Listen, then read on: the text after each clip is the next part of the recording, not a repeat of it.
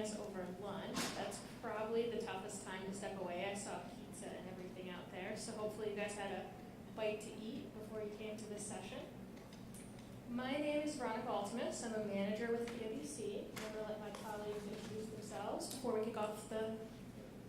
Yep, my name is Michael Harris, associate with PwC. My name is Boss Everts. I'm a second year associate as well with PwC, specifically with the private company services.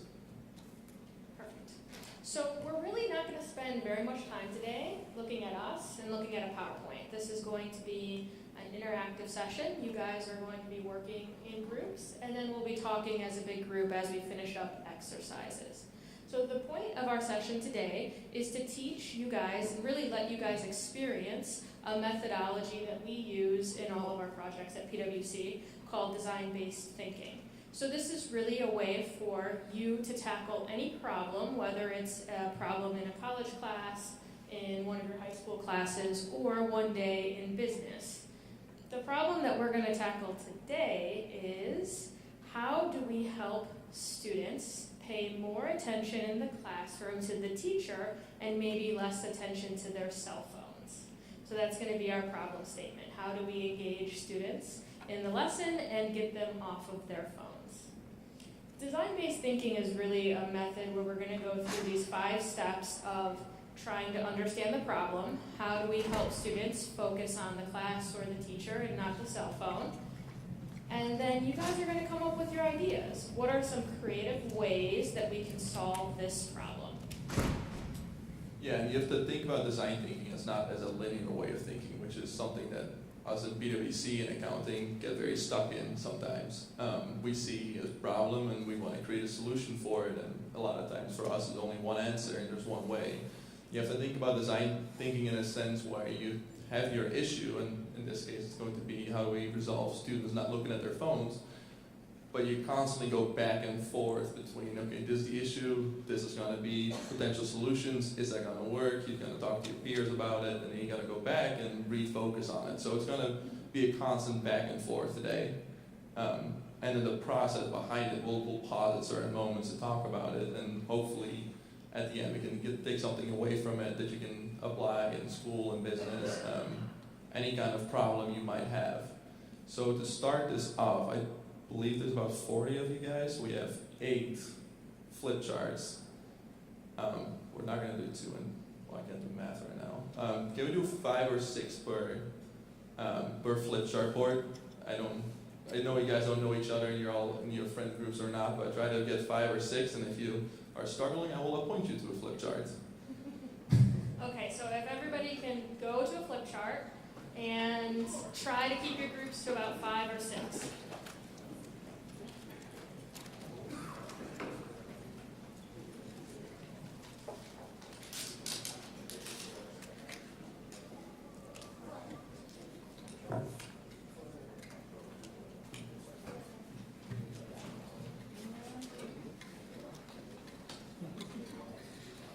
Okay, so our first exercise, once you guys are in those groups, is really the first step where we want to empathize and then define our problem. So we're going to take 5 minutes and try to consider our problem statement. Why are students on their phones too much, particularly in the classroom? And then start to talk about what would make them use their phones less, how phones maybe hurt their engagement in the classroom setting. And then what about the phone makes it more interesting than the teacher or the lesson plan? And is there a way to be engaged in the classroom and on their phone or tablet, I guess, at the same time? And we run into this in our meetings too, where we're trying to run meetings and people are more interested in all the emails that are coming through to their phone than what we're saying. So this is, I think, a good problem statement to start with. So we'll have about 5 minutes. Just defining your ideas around this problem statement and trying to connect with why are students on their phone too often? What is it about their phone that makes it more interesting than the lesson content? Yeah, I think we can start with kind of brainstorming ideas and listing them up. So Veronica gave some questions to think about, and around the problem itself. This is kind of more like, what do you think are questions that come up to yourself, and what are potential solutions for it? So yeah, let's just start with breaking it down on the list. Bullet points, Questions? ideas, just kind of thinking about the problem and thinking about what's really going on and kind of throwing those thoughts onto the flip chart. Just thinking about the problem and further defining it and trying to like empathize with teachers One step at or a time. distracted students. It's easy to jump to the solution for sure. And then, does anybody not have markers at their flip charts?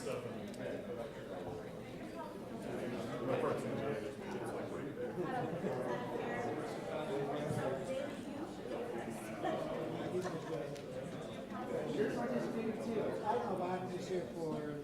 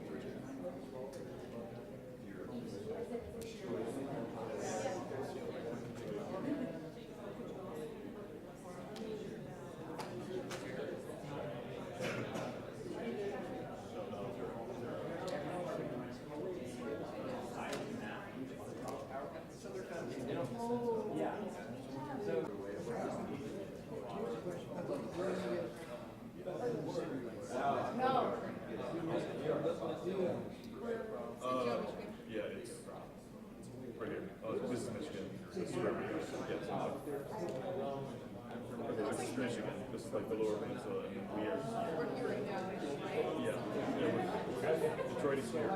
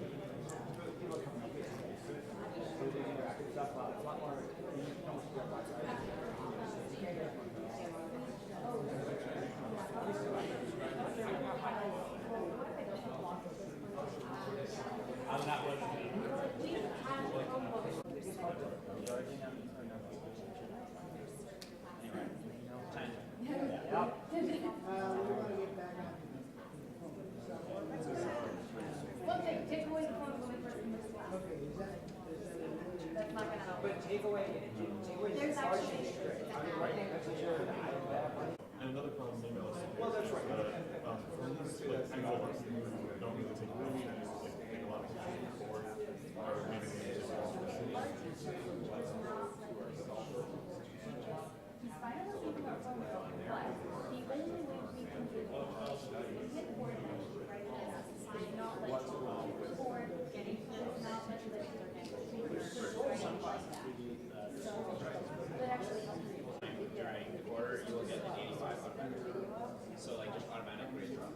And when you're thinking about this part of the exercise, remember to think about how this makes the teachers feel while the students are on their cell phones, and consider that as part of this too, to try to empathize with the teachers and maybe even the other students that can see their peers are distracted.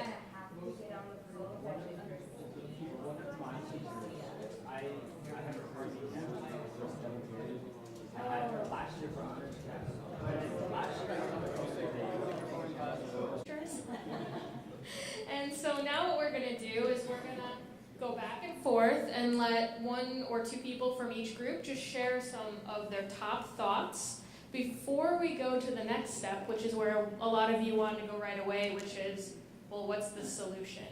So if you want to start over there. And then All right, anyone want to step up? Yeah? All right, so he's the king, he is the prom king. So first, what do you think is one of the main student perspective issues with the problem? Lack of engagement in the classrooms, so they find their phone more engaging than kind of maybe the lecture style that the teacher's doing. Okay, what about the teacher side? Have you thought about that? Briefly, quickly? Briefly, maybe they view it as more of an act of disrespect, or that the student might need to change their teaching style instead of adapting to fit the student's needs. All right, so just to reiterate so everyone can hear it, I think everyone heard it, but so from the teacher side, it's mainly about how do they perceive it? Do they see it as a form of disrespect? Do they see it as a form of like, how can I adapt my teaching ways? And from the students, it's mainly like, I'm bored, or I don't want to look at you, teacher, I want to look at my phone, and there's Facebook and Snapchats and filters, and it's more fun, right? All right, Veronica, you want to do that group? Okay, so we said, for the first question, we said students might be lost or don't really understand the topic from the beginning, so they go on their phones instead.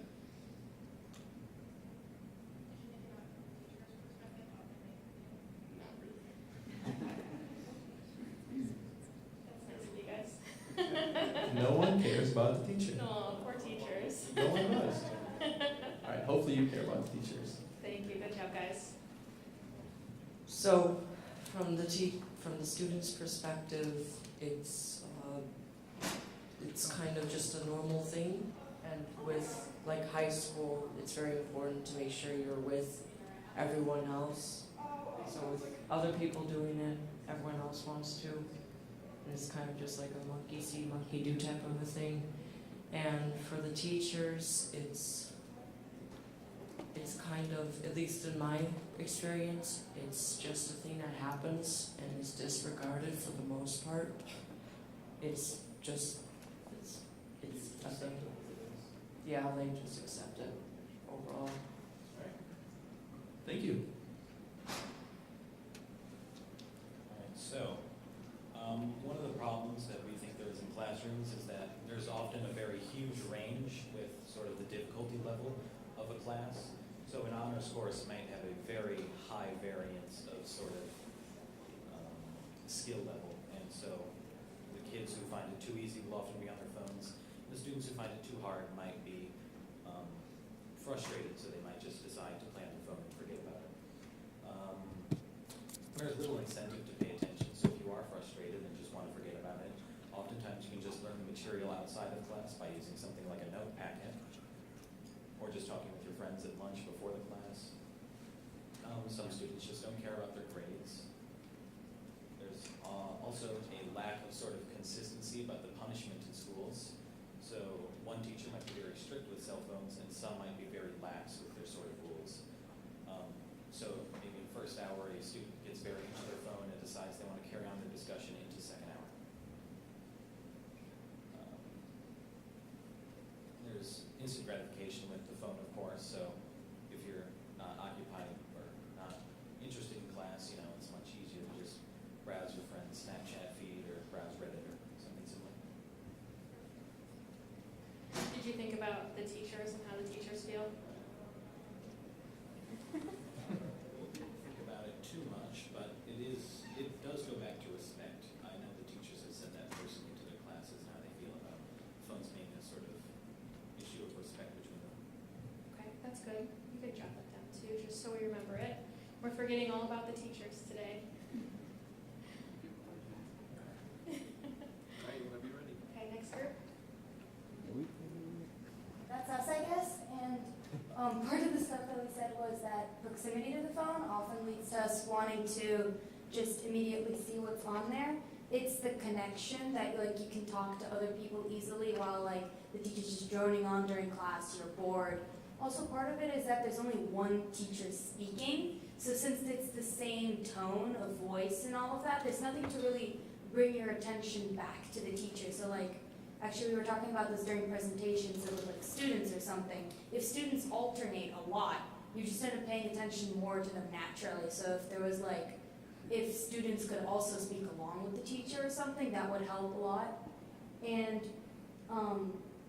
there's also the fact that some teachers aren't very engaged in the lesson, so they don't let students do much, so that just ends up leading to students being on their phones. So they're either not listening during class and then studying at home, not listening during class because they just aren't interested in it, or just they can't like concentrate well since the teacher isn't doing anything for them.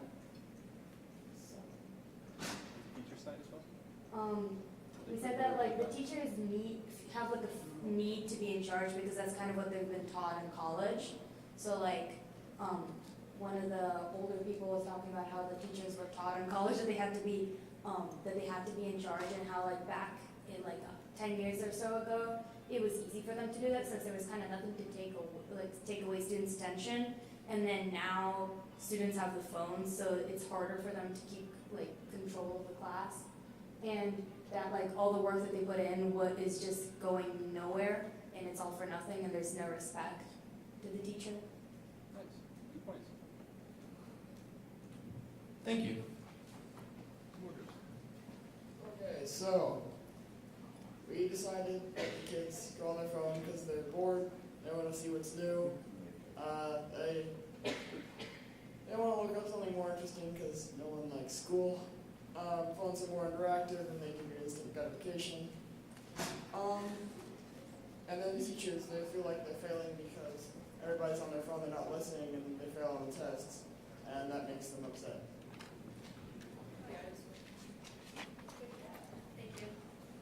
All right, last group who wants to talk. It's okay. You want me to talk for you?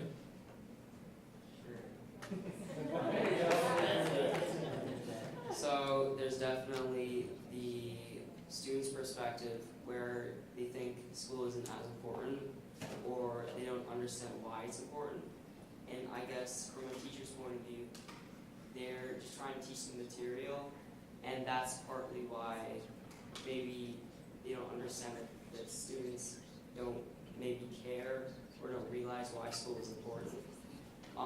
There's obviously instant gratification, where students will pick up their phone as an easy way to just pass the time, or I guess have fun with whatever wants to on their phone. But What's the teacher side? the teacher side.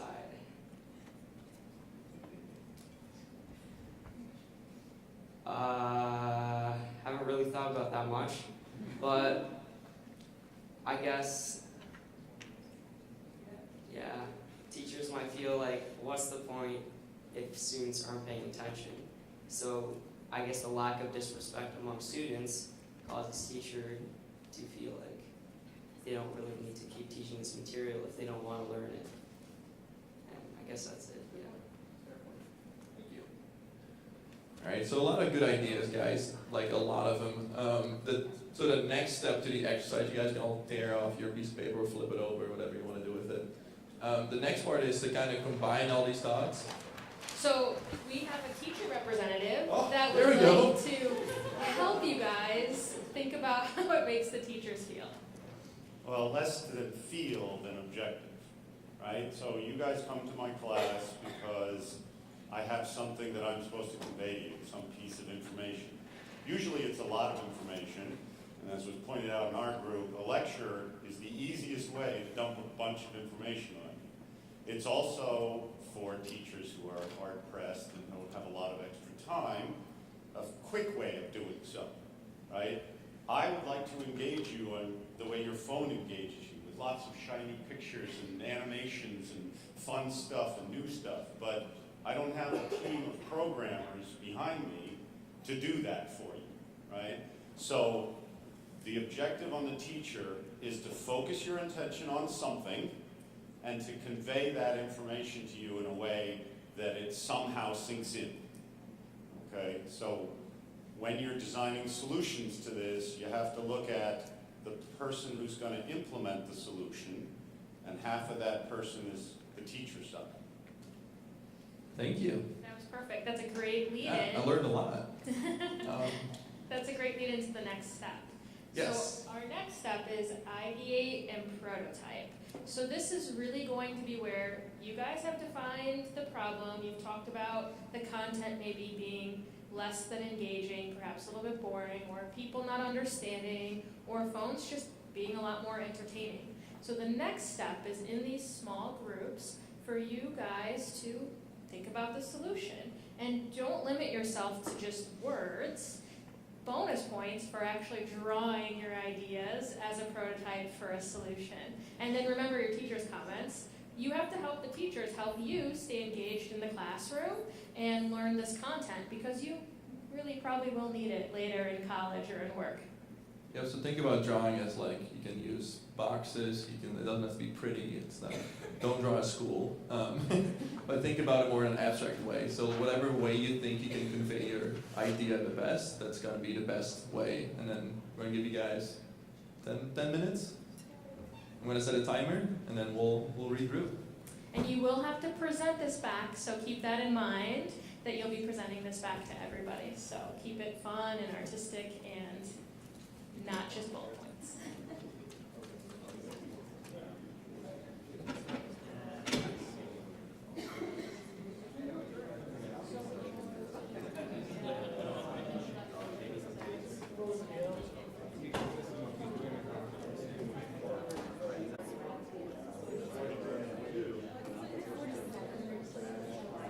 Yeah, we'll just give like breaks to leave our phones in the phone or one person.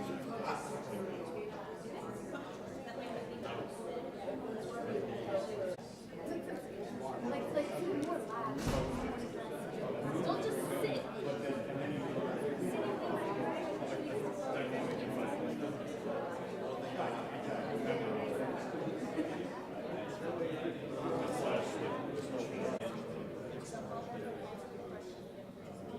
Demonstrate like you do it. Oh. 3 minutes left, so try to either get started on your artistic expression or think about your presentation.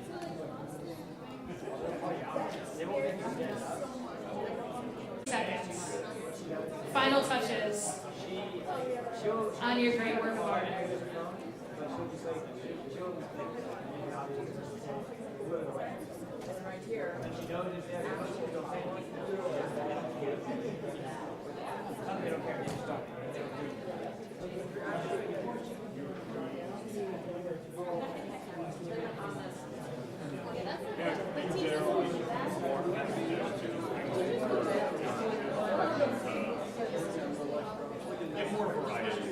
So we're going to do the same process. So if everybody can wrap up their last minute touches. And so every group's going to have an opportunity to talk about their prototype. And this group is going to go first. They have a surprise for you.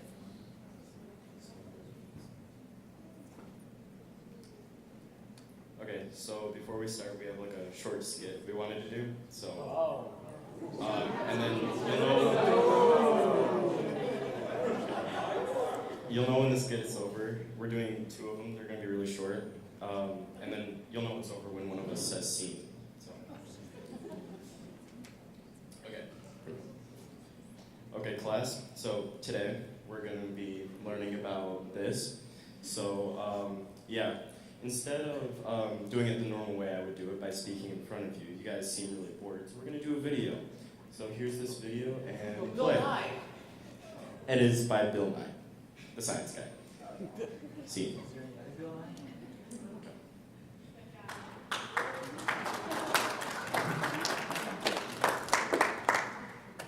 Okay, class. So today we're doing something a bit different. So we're going to have a couple students teach today. Sound cool? So, let me see. Billy and Jimmy. I'm gonna have you guys teach. And I don't know if they... You can go first. Okay. So, hi, I'm Jimmy. So, we got an octagon here that has a word in it. And shapes, the end. Billy, you're up next. So yeah, we got shapes here. We got a blue octagon, and that's symbolizes probably sadness when your team loses in a competition. Green, envy probably. More symbolism. Yellow, happiness. Why not? Orange, red, angry colors. Yeah, and so that's how octagons show symbolism in robotics. Okay, nice job, Billy and Jimmy. C.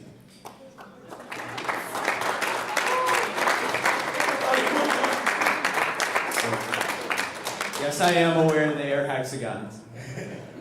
So let me just explain what both of those scenes were. So we, a couple of our top bullet points was something that would make kids more interested in the topic is by having videos instead, because people watch YouTube and Netflix, obviously. So that was what the first one was. And then the second one was having students teach the class, because maybe their friends up there and they would be more interested in the topic. And what both Billy and Jimmy were doing, Billy was the more prepared one. He knew what he was talking about, things like that. And then Jimmy was the less prepared one. So that's what that was, and thank you.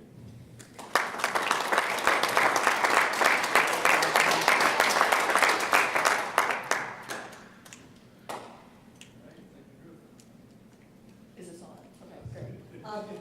So our group was talking about how having no notes in the class would be beneficial due to them being more engaged in the actual lesson the teacher is teaching, opposed to trying to copy down all of the notes. The other thing that was mentioned was having your phone produce a digital copy of the note while the teacher was talking and not being able to have access to anything else on your phone. Other than that, yeah, that's kind of it.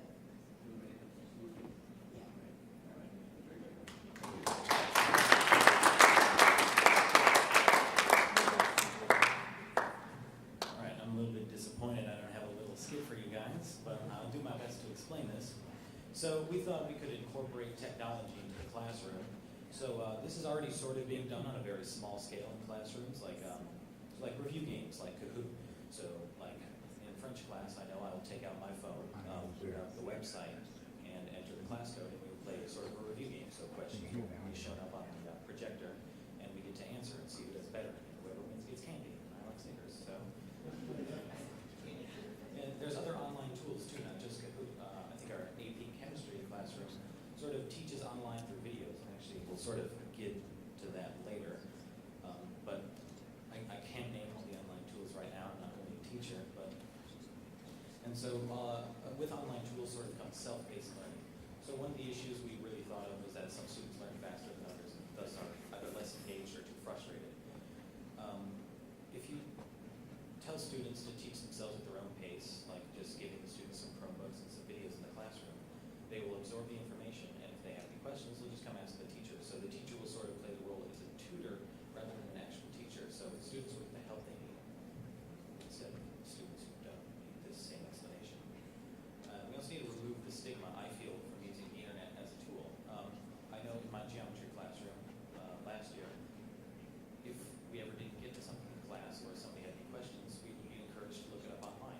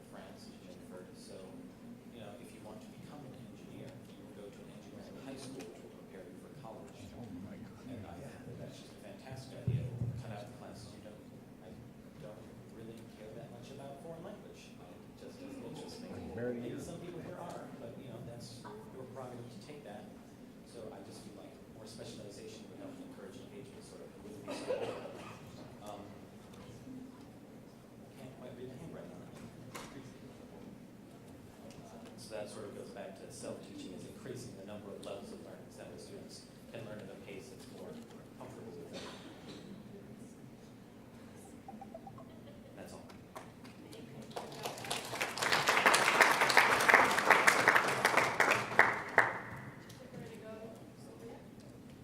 So we were able to make 2 different solutions on how to deal with this problem. One solution is that with many classrooms, there's punishment if you bring out the phone, and it works with some students, but some students find the ability to use the phone more rewarding, so they're willing to take the punishment to be able to use their phone. So instead of trying to punish them, we try to maybe offer rewards for not using it, whether that be a little piece of candy or extra credit or whatever, just to hope that that's a greater reward for them. And then our second solution was to increase engagement. A lot of students who use their phones don't really feel engaged with the class. They're not doing anything at the time, so why not pull out the phone? There's nothing else I'm doing. So, like with this picture, instead of using a whiteboard to illustrate that this is a car, they're not listening, they get to actually see a car and they can experience it firsthand. This is a car, really, wow! They're engaged and they can learn it better for themselves, seeing it for themselves, interacting with it, instead of just seeing a slide or a drawing on a whiteboard or a list of bullet points even, like, unlike this. So those were our 2 solutions though.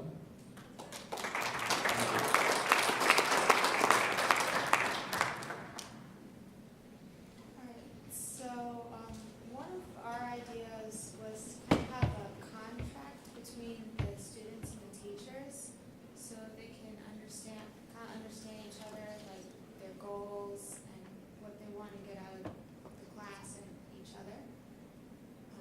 Another idea we had was to kind of create an app that's kind of filtered, so students are only allowed to look at things the school picks out, but have it like interconnected through schools,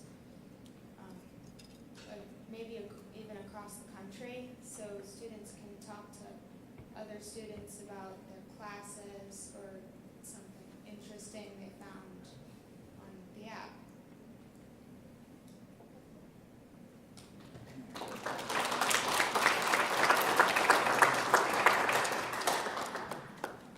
So what we kind of did, we kind of moved over towards, again, identifying the problem. And one of the big problems is that everybody learns a different way. So there's a bunch of different types of learning styles. Audiovisual people are more hands-on. Some people need to do it to understand it. So I'm an Eagle Scout, and in Boy Scouts, there's something called the EDGE method, and that's something we use to teach pretty much anybody. So EDGE stands for explain, demonstrate, guide, and enable. And what that does, it allows you to teach to every learning style. So when you're explaining, you're aiding the audio learner. When you're demonstrating, you're showing somebody how to do it. When you're guiding them, you're helping them figure it out. They're more hands-on. And then you enable them to do it themselves. So that kind of plays to everybody, every learning style, anything like that. We kind of tried to draw it here. I don't know how well it came out though. Another thing we identified is that there needs to be more movement in the class, more change. People need to be getting up, moving, especially like in double periods for chemistry where there's labs. You always get up, you move. It's a different environment. And someone else mentioned Kahoot. Kahoot is awesome, so much fun. It becomes like a battle in the class for winning. I think that was it.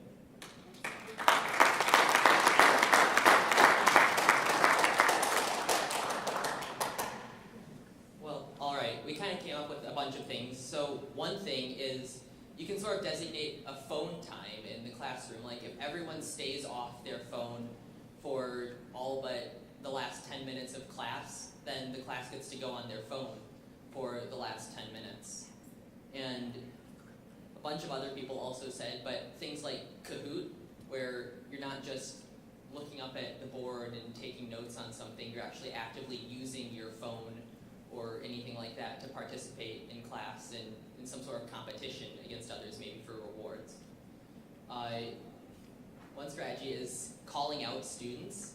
So if someone's on their phone and not paying attention, the teacher kind of singles them out and asks them a question to see if they've actually been paying attention. And that doesn't work on everyone, but it can convince some people to pay more attention. Some sort of interactive discussion that has the teacher asking a question and the students going on their phone to find the answer on the internet and sort of discuss what they found. And the teachers and the students sort of having like a closer relationship.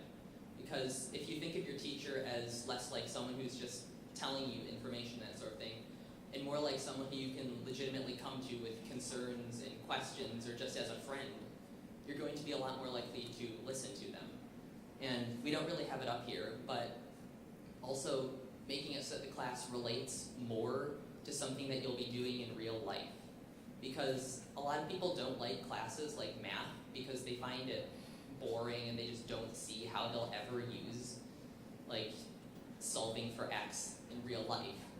But if this teacher takes that and applies it to something in real life, like if you're using geometry to learn how to build a house or something that you could actually apply later and that you see the use of it, it makes the subject more interesting. You're more likely to pay attention.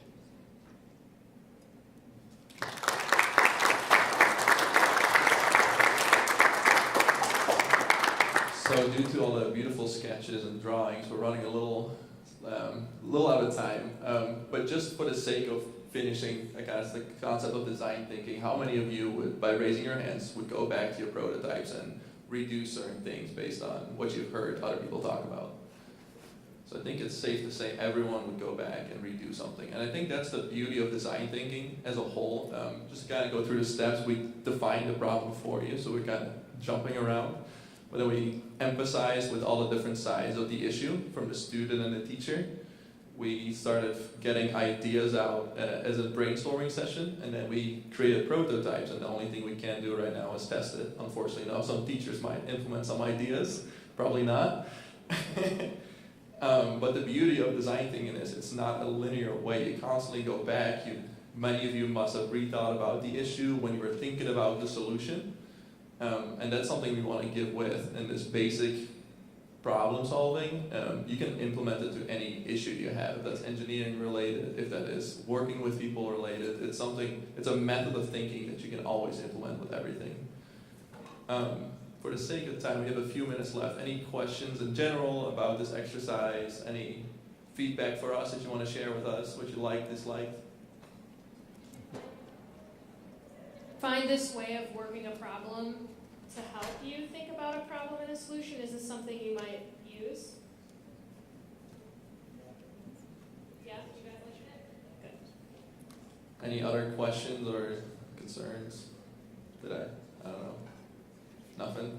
No one? All right, well, thank you for your time, guys. Really appreciate it, and I hope you learned something today.